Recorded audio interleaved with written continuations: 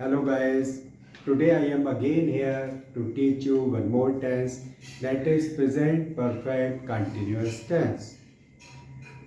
Last day I have taught you present perfect tense. Now present perfect continuous tense.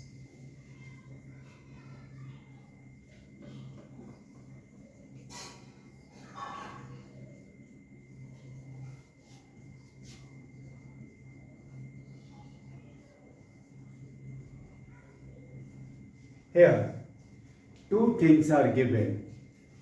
One is name of time and one is period of time. It is just like present perfect tense means वह 2 घंटे से पढ़ा रहा है. वह 2 घंटे से पढ़ा रहा है. It means time is given. What is the time? Time is 2 घंटे. And here is one more thing, that is से. वह 2 घंटे से पढ़ा रहा है. वह 5 वर्षों से इस मकान में रह रहा है.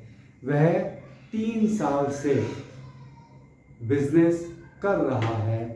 तो ये सारी चीज़ें होती हैं टाइम स्लॉट के साथ साथ.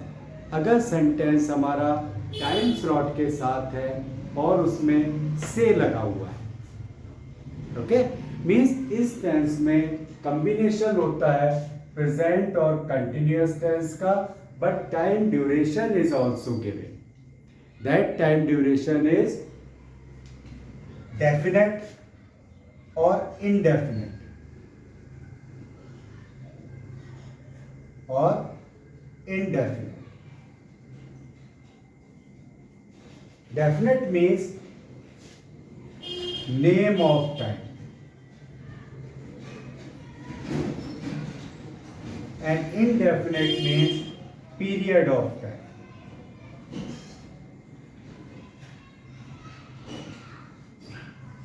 With definite time we use since, and for indefinite time we use for.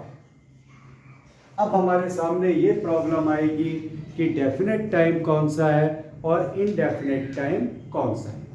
तो पूरा टेंस बताने से पहले मुझे ये अच्छा लगा कि मैं आपको पहले डेफिनेट टाइम और इनडेफिनेट टाइम के बीच में डिफरेंशिएट करके ये जो हिंदी वर्ड था से, इस से की इंग्लिश आपको बता पाऊँ. What is this? This is since और for. Since is for name of time. Name of time means Monday. Monday is the name of day. 5 p.m. What is 5 p.m.? 5 p.m. is name of time. 2024. What is this? This is name of time. But 4 days, 3 hours, and 2 years. These all are period of time. मतलब हमें इस चीज का कोई निश्चित नहीं है. 3 घंटे से पढ़ रहा है. राम 3 घंटे से पढ़ रहा है. It means we are not definite कौन से 3 घंटे. वो सुबह के 3 घंटे से पढ़ रहा है, शाम के 3 घंटे से पढ़ रहा है, रात के 3 घंटे से पढ़ रहा है. So it is indefinite period. वो 4 दिन से स्कूल नहीं जा रहा है. अब हमें नहीं पता कौन से 4. So it is indefinite period and this is name of time and this is definite period. So for definite period we will use since and for indefinite period we will use for. Now हम चलते हैं अब affirmative sentence के rules की तरफ।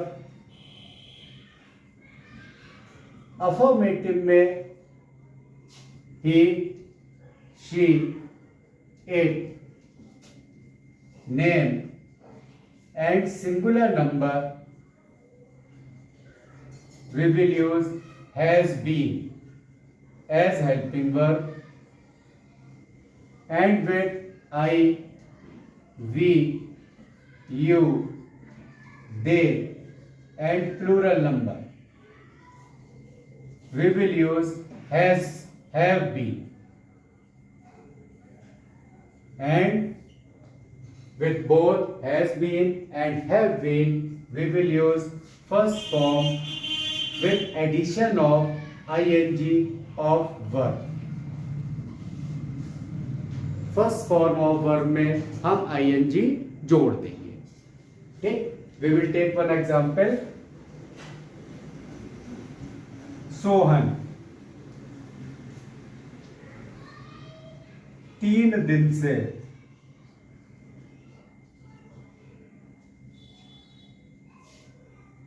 खेल रहा है।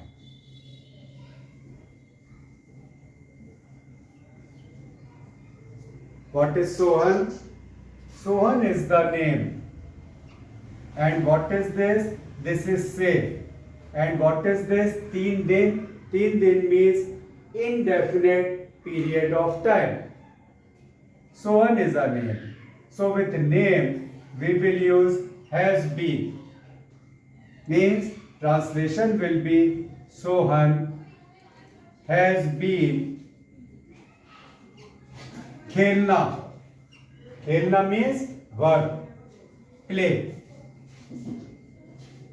playing। What is say? Say is indefinite period. So for 3 days. This will be the translation according to rule and according to the English of say, since or for. Here we will use since, for. Here we will use for because this is indefinite and period of time. Now, what about negative? In negative, where we have used has been, we will use has not been. And in those pronouns we have used have been, we will use have not been. Along with verb first form plus ing. For the English of say will remain same. Since for definite and for indefinite. So what is the translation of this Sohan 3 दिन से खेल रहा है? Means Sohan 3 दिन से नहीं खेल रहा।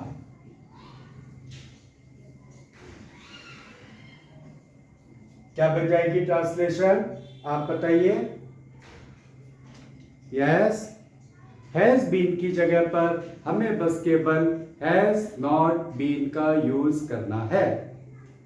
Translation will be Sohan has not been playing for 3 days.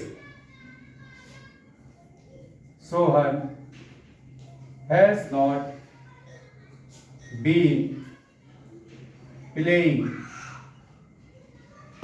for 3 days. Clear? Means हमें has और been के बीच में not लगाना है. Okay? Now for interrogative sentence.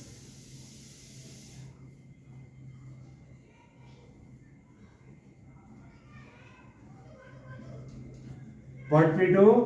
यहाँ पर हम has और have को पहले रखेंगे, उसके बाद subject आएगा और उसके बाद हम been का यूज करेंगे along with first form of verb plus ing and we will place question mark at the end.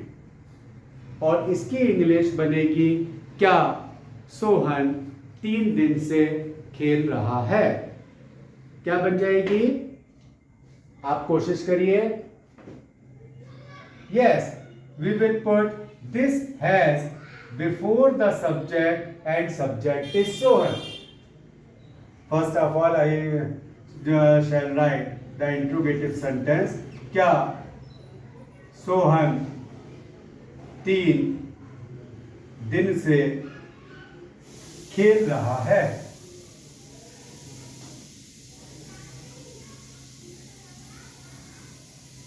Has Sohan,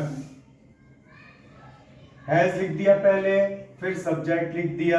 अब हम लिखेंगे बीन और उसके बाद वर्ब की first form plus ING and then the English of say this is indefinite for 3 days and question. तो इस तरह से हमने affirmative, negative and interrogative present perfect continuous को बनाना सीख लिया। साथ ही साथ हमने डेफिनेट टाइम और इनडेफिनेट टाइम की इंग्लिश से के बारे में भी सीखा कि कहाँ पर हमें सिंस लगाना है, कहाँ पर हमें फॉर लगाना है। साथ ही साथ कभी कभी क्वेश्चन में, पेपर में आपका बीच में डैश लगा देंगे और आपको ब्रैकेट में आगे दे देंगे since oblique for and you have to choose what is the word you have to put and the fill in the blanks. So उस समय पर आपको ये रूल काम में आएगा कि अगर वहां पर डेफिनेट टाइम है, मींस नेम ऑफ टाइम है, तब हम सिंस का यूज करेंगे।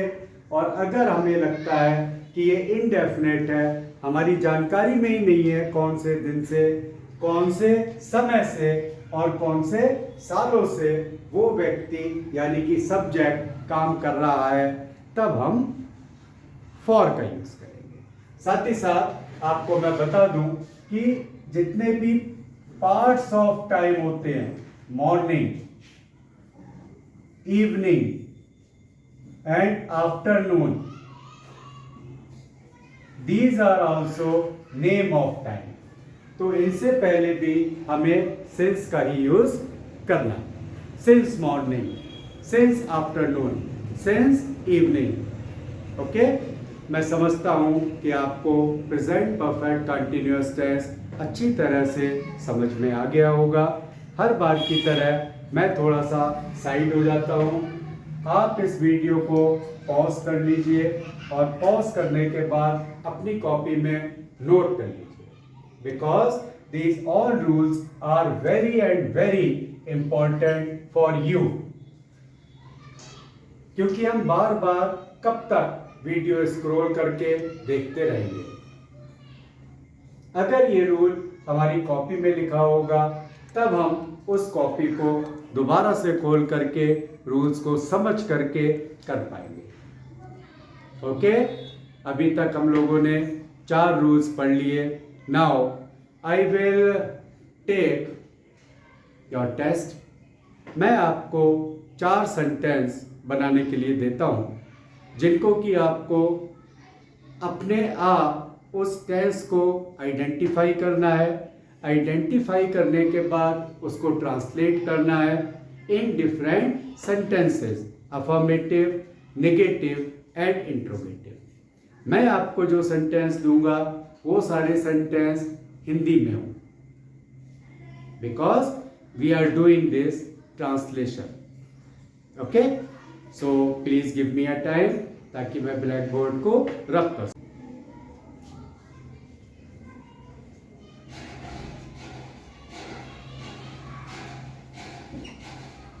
पहला सेंटेंस है राम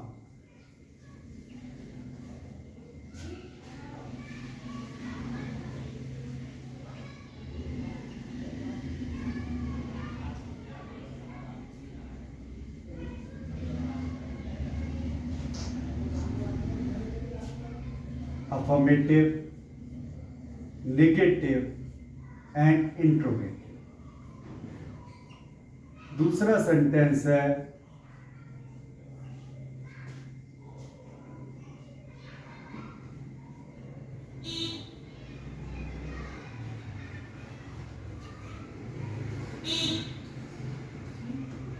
affirmative, negative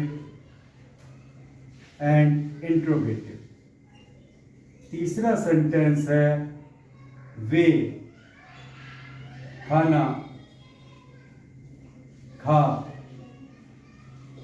चुके हैं। इसमें भी उसी प्रकार से अफर्मेटिव में ट्रांसलेट करेंगे, नेगेटिव में ट्रांसलेट करेंगे, फिर इंट्रोगेटिव में ट्रांसलेट करेंगे। चौथा सेंटेंस है किसान खेत जोत रहा है। किसान खेत या किसान सुबह से, किसान सुबह से खेत जोत रहा है। Affirmative, negative and interrogative. तो ये 4 टेंस जो हमने सीखे हैं, उन 4 टेंसों की इस क्रम में हमें प्रैक्टिस करनी है।